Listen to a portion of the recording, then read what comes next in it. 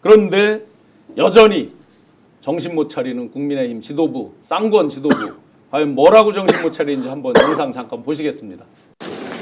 만약 헌법재판소가 윤 대통령 탄핵을 인용을 하면 그래도 당에서는 윤 대통령을 지키고 함께 가겠다는 것인지 아니면 같이 가겠다면 차기 대선까지도 포기를 하겠다는 것인지 당 입장이 좀 예단을 갖고 질문하는 것에 대해서 거기에 대해서는 답변을 하지 않도록 하겠습니다. 어떤 예단을 가졌어요? 누가? 아니 기자가 네. 당연히 물어보는 거 아닌가요? 네, 네, 네. 자, 곧 이제 헌재 선고일이 잡히는데 예. 그 결과를 존중하시겠습니까? 예. 본인이 그걸 인정 안 한다 그러면 네. 조기 대선 안 해야 되는 거 아니에요? 그럼요. 윤석열 대통령 억울하다. 네. 대선 치를 수 없다. 후보를 안 내야죠. 네. 그래서 이제 어떤 생각을 물어보니까 무슨 예단을. 예. 그리고 저는 자기가 예단을 한 거네. 자기가 자기가. 예단을 네. 안 하겠다는 거죠. 왜냐하면 중도층이나 그 극우 세력 사이에서 누구에게도 욕을 안 먹으려고 줄타기를 한 건데 저는 정말 대한민국은 보수가 없어졌다고 정말 생각합니다. 네. 뭐 이재명 대표 중도 5선이 화제가 되어 있는데 아니 세상에 전 세계 어느 보수주의자가 보수의 핵심은 애국심과 법치주의 아닙니까? 네. 그다음에 노블리스 오블리지, 그렇죠. 오블리지 같은 것이고요. 사회 엘리트로서 보수 엘리트로서 사회 책임을 다하는. 어떻게 아무리 만약에 절차적으로 헌재에 대해서 뭐 또 재판관 성향에 대해서 그것도 말도 안 되지만 지적은 100번이면 지적은 했다고 쳐요. 네. 하지만 그래도 헌재가 결정하면 따르겠습니다. 네. 우리는 보수입니다. 우리는 체제 안정을 네. 제일 목표로 하는 보수주의자로서 법치주의를 존중할 수밖에 없습니다. 이렇게 답은 해줘야죠. 그러면 지금 그러나 거꾸로 기각되기를 바랍니다. 뭐 이럴 수는 이런 네, 대답은 있을 있을 수 수 있죠. 있잖아요. 자기들 속마음은 말할 수 예. 있죠. 네. 근데 그게 아니라 지금까지도 헌재 결정을 존중했단 말을 단 한마디도 안 합니다. 그러니까요. 불복하겠다는 겁니다. 그렇죠. 지금 저 말은 불복하겠다는 예. 거죠. 분명히 대선도 치르지 말고 후보도 내지 마시오. 네, 네. 그 부정선거인데 뭐하러 후보를 내요? 네. 어차피 무조건 야권이 당선됐는데 네. 부정선거니까 앞으로 후보 계속 내지 마세요. 이렇게 한마디 해주겠습니다. 아 근데 우리 네. 소장님이 이렇게 바른생활 소년인지 이번에 처음 알았는데 네. 아니 저는 이해돼요. 네, 권성동 이해됩니다. 왜냐하면 국민의힘은 지금 정광훈의 이중대잖아요. 그렇죠. 사실 정광훈이 정확하게 지금 입장을 밝히지도 않았는데 이중대가 먼저 입장을 밝힌다는 게 말이 됩니까? 네, 맞습니다. 네? 불경스럽게. 당연하죠. 정광훈이 교실을 내려야죠. 근데 아직 안 내렸지 않습니까? 네. 저도 상당히 살기 어려울 겁니다. 이야. 그 정도는 우리가 품넓게 이해해줘야 되지 않을까 생각이 우리 들고요. 윤 대변인님이 갈수록 예리해지시고 네. 또 풍자의 그 묘미가 깊어집니다. 예. 네, 지금 만 명을 골개미가 느낍니다. 골개미. 약간 골개미. 맞습니다. 그 사이에 10,000명을 돌파해서 아, 너무너무 대단하십니다. 감사드립니다. 11,000명을 돌파해서 야, 댓글, 좋아요, 구독 신청 주변에 널리 저 단톡에 퍼나르는 거 많이 좀 부탁드립니다. 동일님께서 극우 좀비 사라져라. 제가 봐도 본인들 스스로 점점 극우 좀비로 갔고 좀 전에 소장님도 말씀하셨는데 헌재 결과에 대해서 뭐가 나오든지 인정하겠다. 그 말이 그렇게 어렵습니까? 네, 그러니까 상식이 없는 정치가 돼가고 네. 있지 않습니까? 그래서 가장 먼저 이제 헌정 수호 세력이 해야 될 일은 대한민국의 정치가 우리가 그동안 지켜왔던 대한민국의 가치 그리고 민주주의를 성장시켜왔던 그 가치, 국민에 대한 염치, 예의 이런 것들에 대해서 정확하게 저들과 다르다라는 것을 입증해내야 된다라고 생각하고요. 아까 말씀하셨던 그 여론조사는 상당히 의미가 있는 것인데 예. 왜냐하면 윤석열을 그동안 지지했던 자들도 윤을 버렸다는 게 세부 지표에 보면 드러나지 않습니까? 예. TK도 확실하게 확 떨어졌고요. 그리고 60대 이상도 지금 여론이 지금 흔들리고 있다는 것도 좀 단면이 보이고요. 뭐 이렇게 하고 있고 또 중도층에서의 이 표심이 완전하게 이제 나눠지고 있는 상황이어서 좀 흔들리던 중도층이 이제 헌정 수호 세력에게 힘을 주기 위한 마음을 이제 굳건히 먹고 있다라고 하는 것들을 저번 그 갤럽 여론조사에서 나오고 있거든요. 그래서 이제 우리가 가야 될 큰 길, 그 큰 길을 따박따박 가면 민심은 흔들렸던 민심도 여전히 옳은 세력 그리고 제대로 국가를 운영하는 세력에게 더 힘을 줄 것이다라고 하는 믿음을 가지고 국민을 더욱 믿고 우리가 해야 될 일들을 따박따박 하는 게 매우 중요하다 생각합니다. 네. 갯바위님께서 후배 이 대표에게 지는 게 싫은가 성동이가 크크크. 후배 안 소장님께 지는 게 싫은가 본데. 아닙니다, 아닙니다. 부끄럽습니다. 예. 예. 권성동의 모든 행태에 대해서 제가 사과드리고 그 권성동이 또 정말 너무나 말도 안 되는 짓을 한 게 헌재에서 불복하는 거냐는 비판이 계속 쏟아지니까 네. 무슨 소리야? 민주당도 예전에 행정수도 위헌 판결할 때 반발하지 않았느냐. 그때는 헌법 불합치였을 예, 건데 아니 그래서 탄핵이 뭐, 예를 들면 아니잖아요. 민주당이 그걸로 서부지법을 폭격을 하기로 했으니까 헌재를 인정하지 않는다고 재판관들을 막 엄청나게 공격을 하고 인신공격을 했습니까? 네, 네. 굉장히 아쉬운 판결이었지만 왜냐하면 여러분 생각해 보시면 관습원법상 서울은 수도다. 네. 수도는 서울이기 때문에 안 된다. 너무 황당한 판결이긴 하죠. 근데 그거에 대해서 다 비판 논평 내고 뭐 기자회견하고 토론했던 기억도 나요. 시민단체들도 다 들고 일어났어요. 네. 하지만 민주당도 시민단체도 다 어떻게 되냐? 결국은 헌재 판결이기 때문에 또 존중할 수밖에 없었던 거예요. 네. 그래서 헌재 판결을 존중해서 우리 노무현 대통령이 굉장히 지혜롭게 네. 그러면 행정수도는 못 옮긴다 하더라도 세종시처럼 일종의 행정복합도시로 지방균형 발전, 그래서 공기업 이전시키고 세종시 만들고 이렇게 해서 우회적으로 헌재 판결을 존중하면서 풀어나갔잖아요. 네, 네. 근데 그걸 가지고 야당도 옛날 헌재 불복했기 때문에 자기 또 불복한다.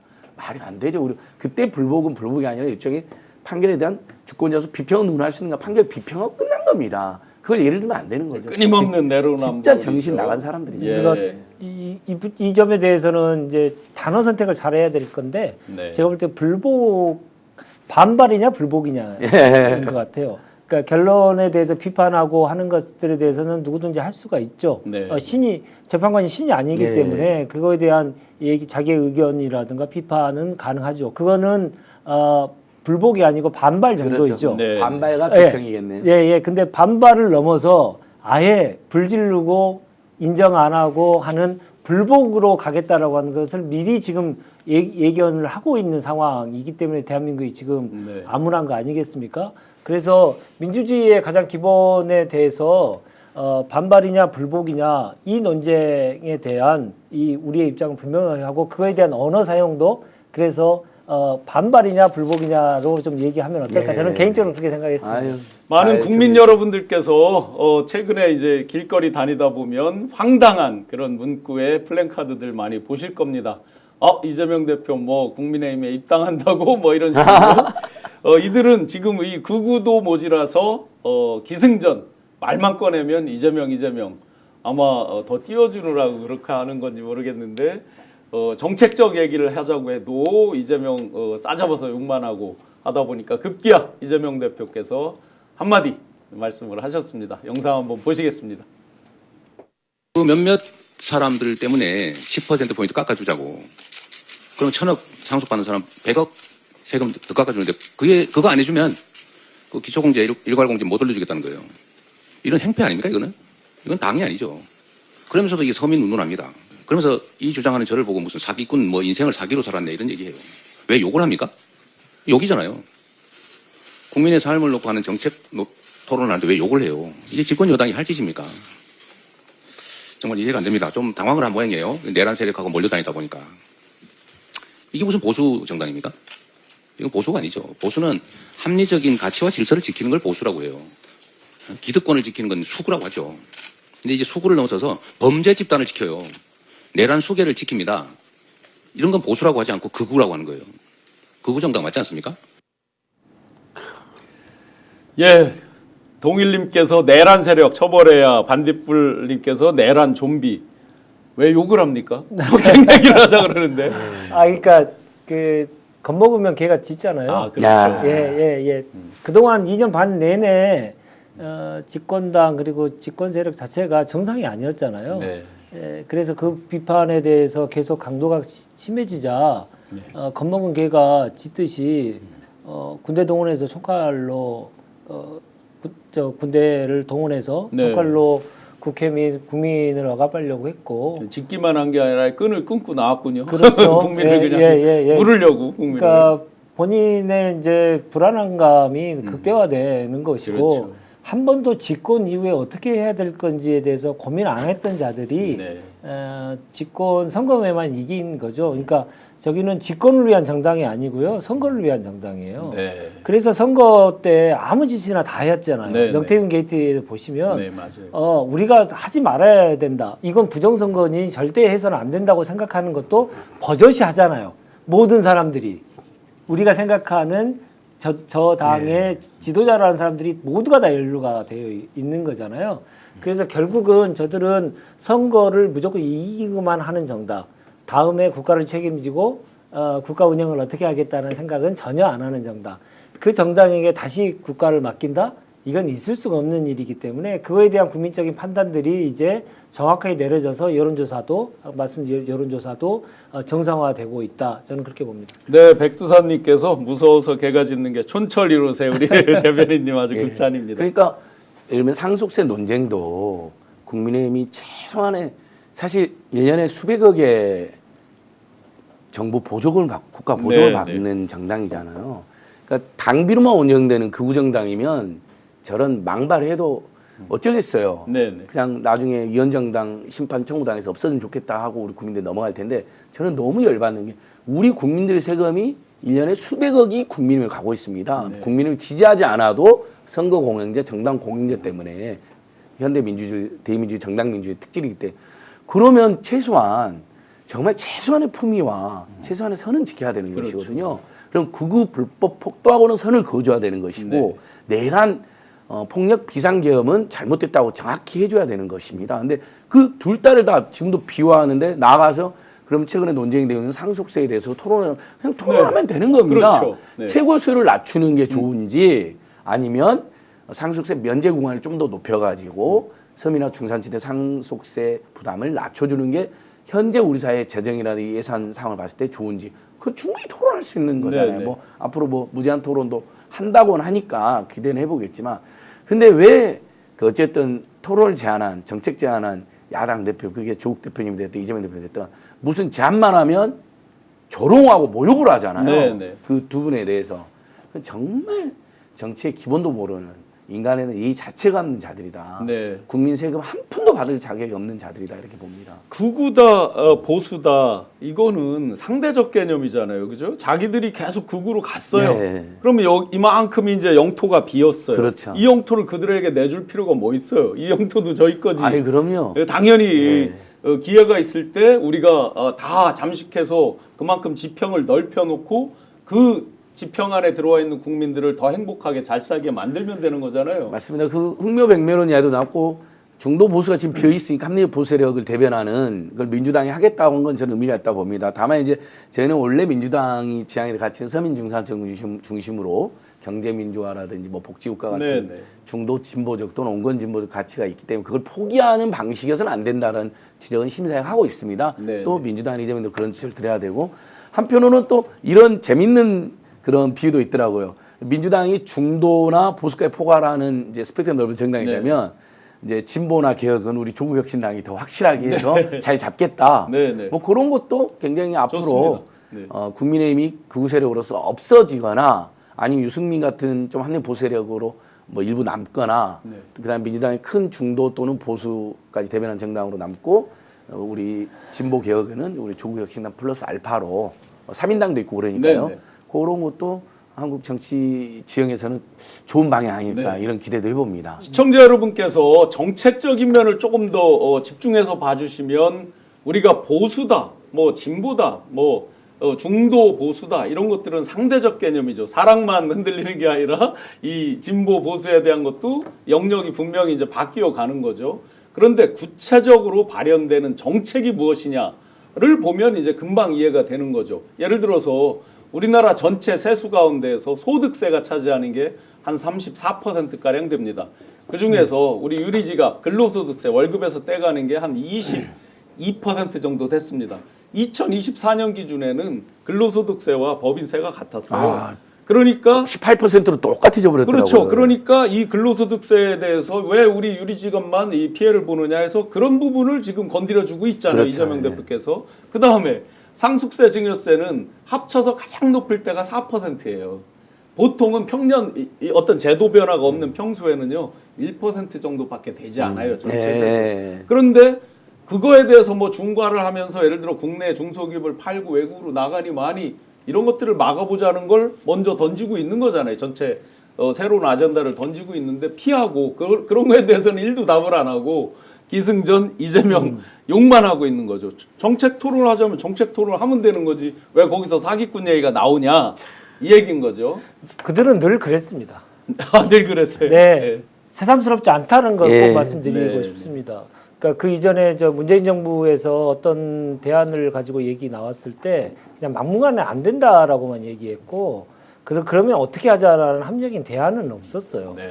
그래서 생각해 보면 대안이 있었던 적이 있었는가 곰곰이 생각해 보면 그게 없어진 지 한 십몇 년 이상이 됐거든요. 네. 그들은 그래서 아까 말씀드렸듯이 권력만 탐하는 자들이지 국민에 대한 가장 기본 A인 정치를 하려고 한 자가 아닙니다.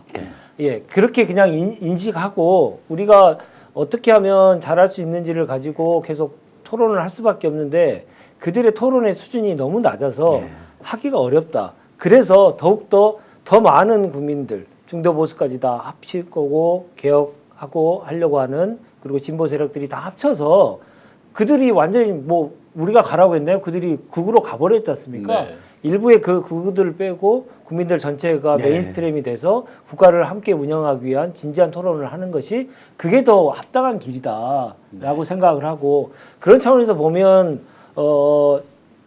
국회의원에 대한 소환제 진짜 필요하죠. 그렇죠. 저런 네. 자들이 국회의원으로 4년 임기를 계속 보장해 준다고 하는 거는 대한민국에 정말 있을 수 없는 일이지 않습니까? 네, 네. 그래서 국민 소환제, 국회의원에 대한 소환제는 반드시 저는 필요하다고 생각합니다. 세 가지 중에서 국민 바람도 있고 다 있는데 네. 네. 지방의원 이런 분들은 주민 소환제가 다 있잖아요. 지자체장도 있고. 그렇죠. 오로지 딱 한 명만 없죠. 네, 국민 소환제. 네, 국회의원들만 안 없죠. 하고 있는데 맞아요. 그것도 이번에 굉장히 의미 있는 네. 의제 선정. 오죽하면 조선일보가 사설로 국민은 뭐 하는 집단이냐. 예. 아니 야당이 오히려 정책 의제를 선점하고 네. 뭔가를 하자고 제안하는데 국민의힘은 의제도 없고 정책도 없고 오로지 반대만 하고 그렇죠. 있고 보통은 여당이 뭘 던지면 야당이 들어있는 세력들 예. 영어로도 오포지션 파티 네. 반대하는 당이라는 뜻이잖아요. 네, 네. 진짜 좋은 것은 찬성하지만 뭔가 문제를 삼는 야당이 견제를 하는.